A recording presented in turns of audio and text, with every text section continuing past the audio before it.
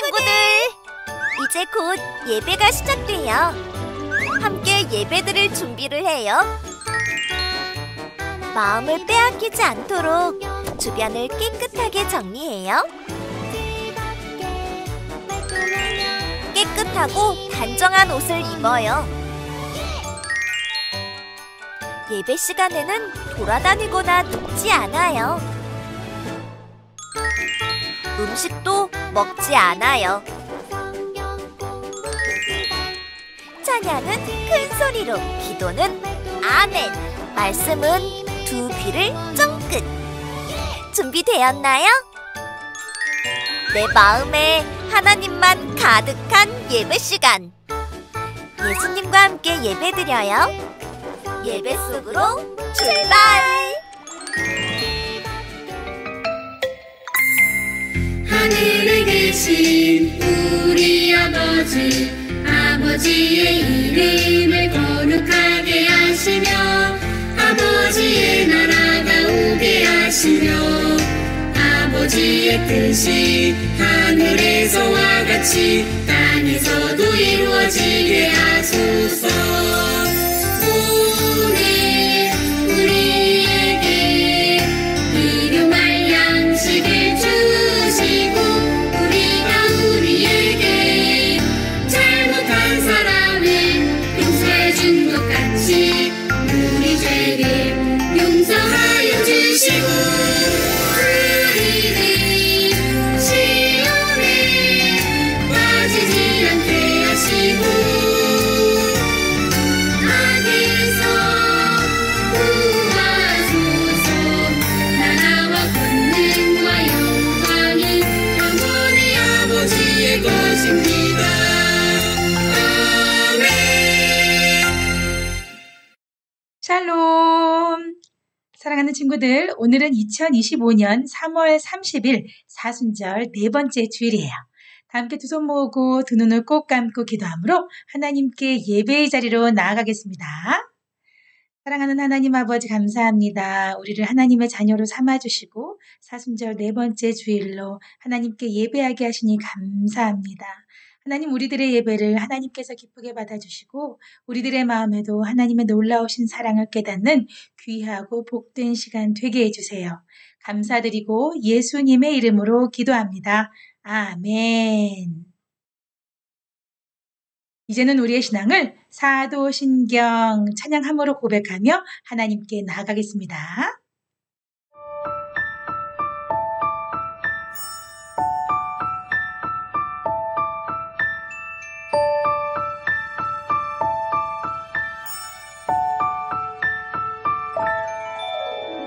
나는 전능하신 아버지 하나님, 천지의 창조주를 믿습니다.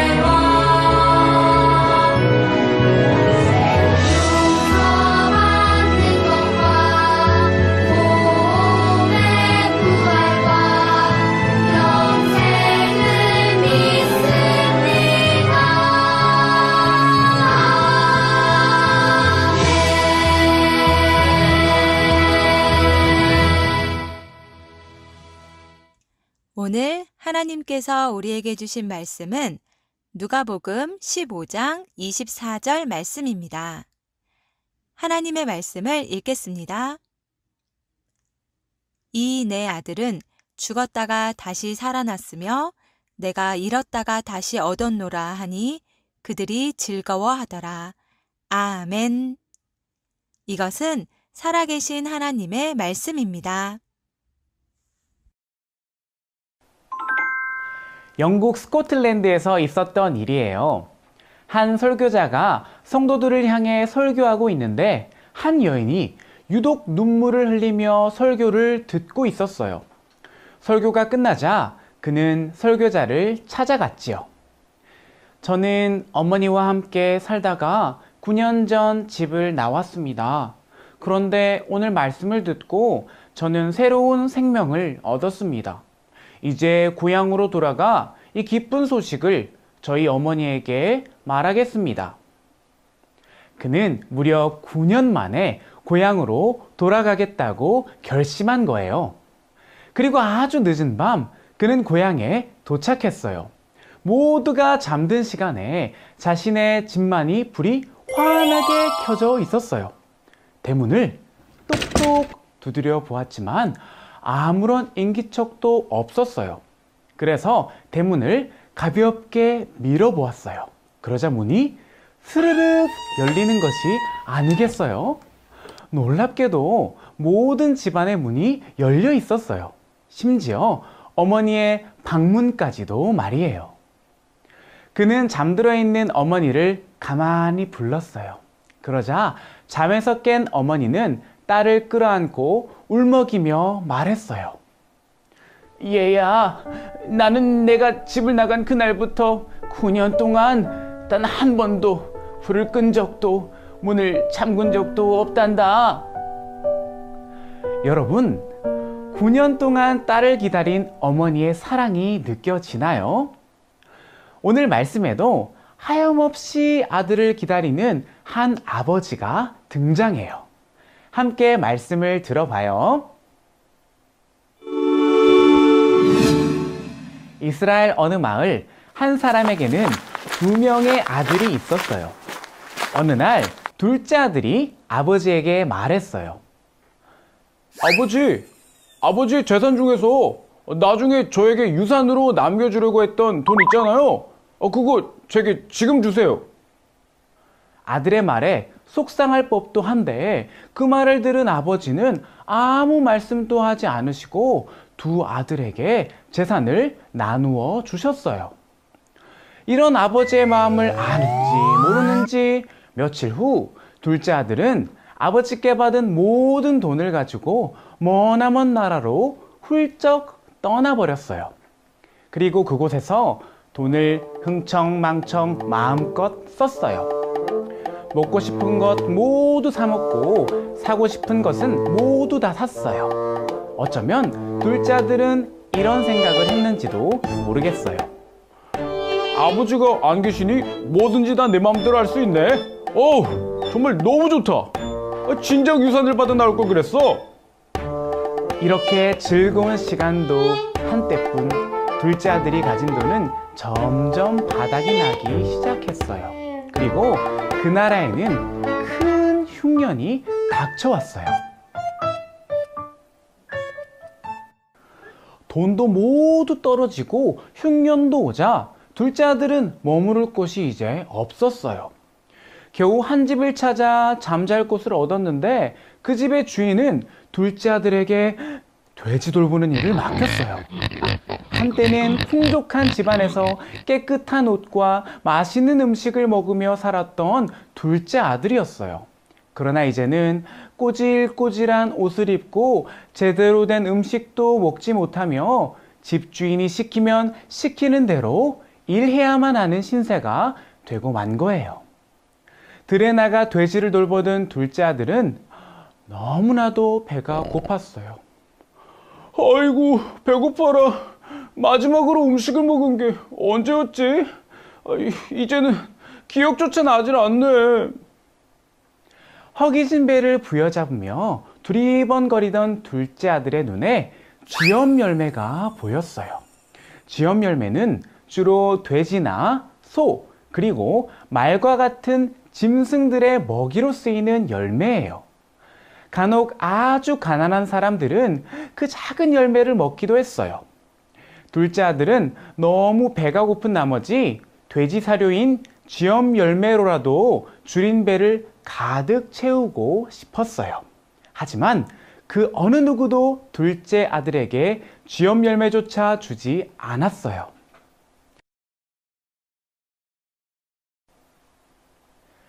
굶주림에 지친 둘째 아들은 그제야 아버지를 떠올렸어요. 우리 아버지의 집에는 먹을 것이 아주 많아서 많은 일꾼들도 배불리 먹는데 나는 꼼짝없이 여기서 굶어 죽는구나. 둘째 아들은 여기서 이러고 있을 것이 아니라 아버지의 집으로 돌아가야겠다고 생각했어요. 하지만 아버지의 얼굴을 떠올리니 너무나 죄송한 마음이 들었어요. 그래서 결심했지요. 그래, 아버지께 돌아가서 이렇게 말해야겠다. 아버지, 제가 너무 큰 죄를 지었어요. 저는 더 이상 아버지의 아들이라고 불릴 자격이 없습니다. 그러니 그저 저를 아버지의 일꾼 중 하나라고 여겨주세요. 마침내 둘째 아들은 자신이 있던 곳을 떠나 아버지가 계신 집으로 발걸음을 옮기기 시작했어요. 둘째 아들은 집을 향해 걷고 또 걸었어요. 얼마나 걸었을까요? 저 멀리 익숙해 보이는 한 사람이 서성이며 서 있었어요. 그리고 그 사람은 멀리서 걸어오는 자신이 누구인지 안다는 듯 한 걸음에 달려왔지요. 그 사람은 바로 둘째 아들의 아버지였어요. 사실 아버지는 둘째 아들이 집으로 돌아오기를 언제나 기다리고 있었어요. 뜨거운 햇볕이 쨍쨍 내리쬐는 날에도, 비가 주룩주룩 내리는 날에도, 바람이 거세게 부는 날에도 아버지는 밖으로 나와 하염없이 둘째 아들을 기다렸던 거예요. 둘째 아들은 고개를 푹 숙이며 말했어요. 아버지, 제가 정말 잘못했어요. 저는 아버지의 아들이라고 불릴 자격조차도 없습니다. 그러나 아버지는 둘째 아들이 돌아왔다는 사실만으로 매우 기뻐서 하인들을 불러 말했어요.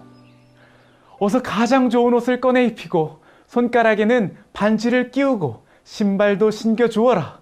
그리고 살찐 송아지를 잡아서 잔치를 열어라. 아버지는 돌아온 둘째 아들을 모른 체 하거나 나무라지 않았어요. 오히려 잘못을 뉘우치는 둘째 아들을 끌어 안아주며 용서해 주었지요. 또 죽었던 내 아들이 다시 살아 돌아왔다. 우리 아들을 잃었다가 다시 찾았다. 이렇게 기쁘게 말하며 잔치를 열었어요.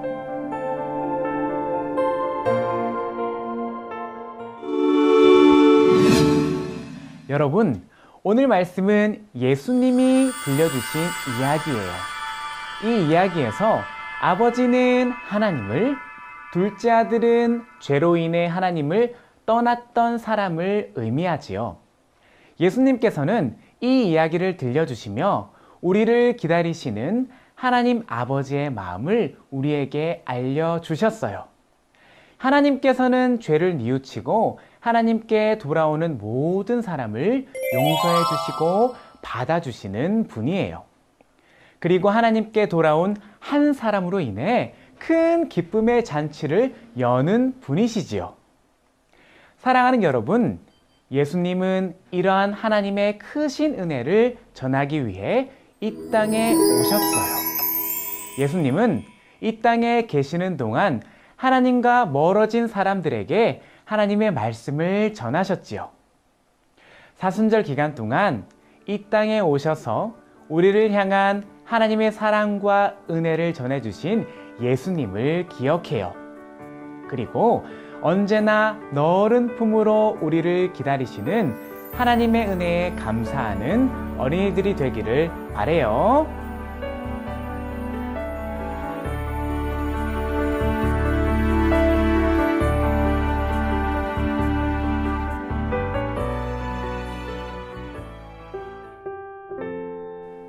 사랑과 은혜의 하나님 감사합니다. 오늘 말씀 속 둘째 아들처럼 우리는 하나님을 멀리하며 죄를 지을 때가 참 많습니다. 그러나 사랑의 하나님께서는 우리가 죄를 뉘우치고 회개할 때 우리를 받아주시고 용서하시는 분이라는 사실을 믿습니다. 사순절을 보내며 우리에게 하나님의 사랑과 은혜를 전해주시는 예수님을 기억하게 하시고 매일의 삶에서 따뜻한 하나님의 사랑을 경험하게 해주세요. 예수님의 이름으로 기도합니다. 아멘.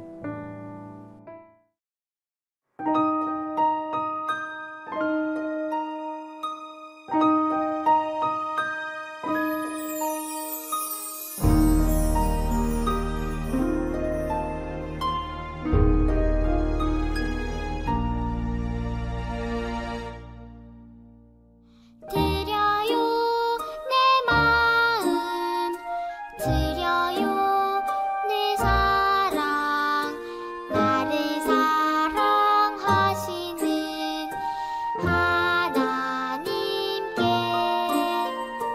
드려요 내 믿음 드려요 내 소망 나의 아버지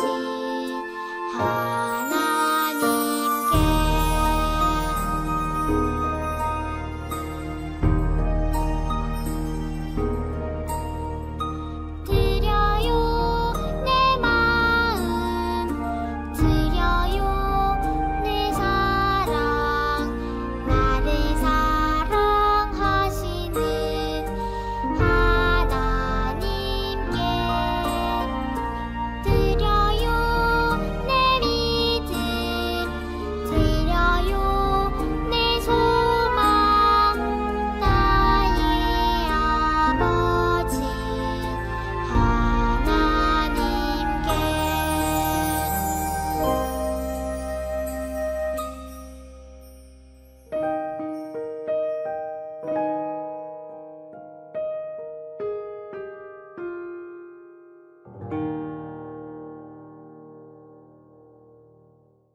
다 함께 기도하겠습니다. 주 예수 그리스도의 은혜와 하나님의 사랑과 성령의 교통하심이 하나님께로 돌아오기를 원하는 모든 자들을 기다리시고 두 팔 벌려 안아주시는 하나님의 귀한 사랑을 깨달은 사랑하는 친구들 머리 위에 지금으로부터 영원토록 함께 하옵시기를 간절히 축원하옵나이다. 아멘.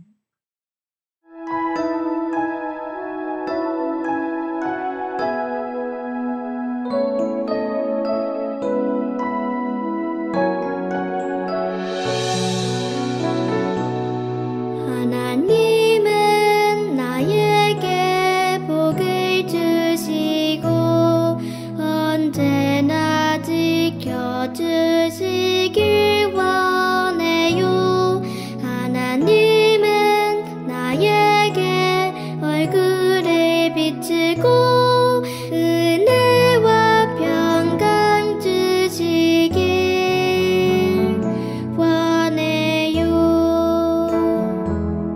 하나님은 너에게 복을 주시고 언제나 지켜주시길 원해요. 하나님은 너에게 얼굴을 비추고 은혜와 평강 주시길 원해요.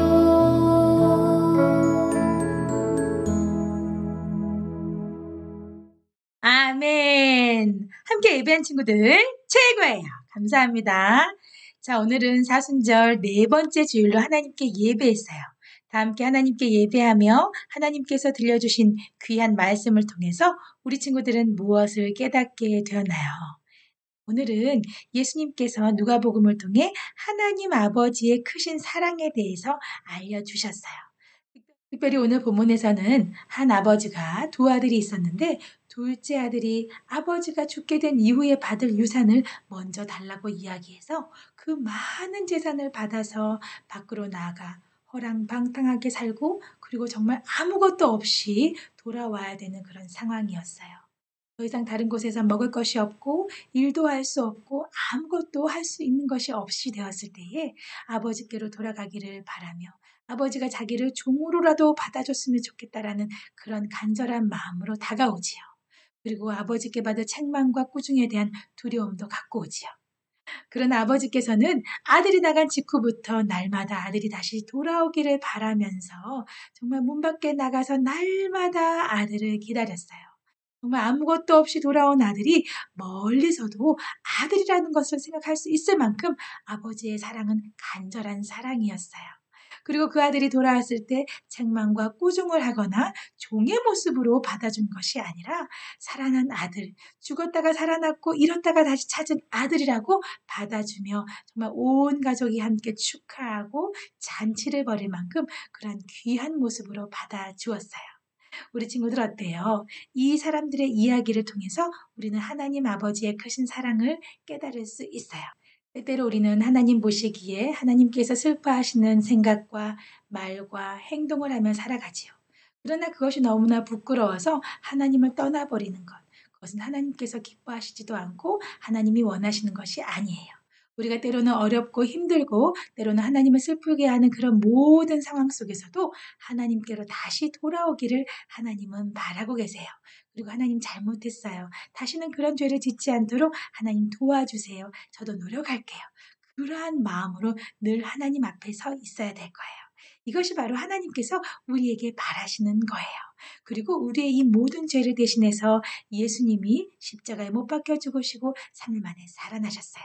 이 예수님의 귀하신 십자가의 사랑을 깨달으면서 우리는 날마다 하나님 앞에 서서 하나님께로 나아가는 귀하고 복된 삶을 살기를 소망해요. 그렇게 살 수 있나요? 그렇게 살 수 있도록 목사님도 기도하면서 응원하겠습니다.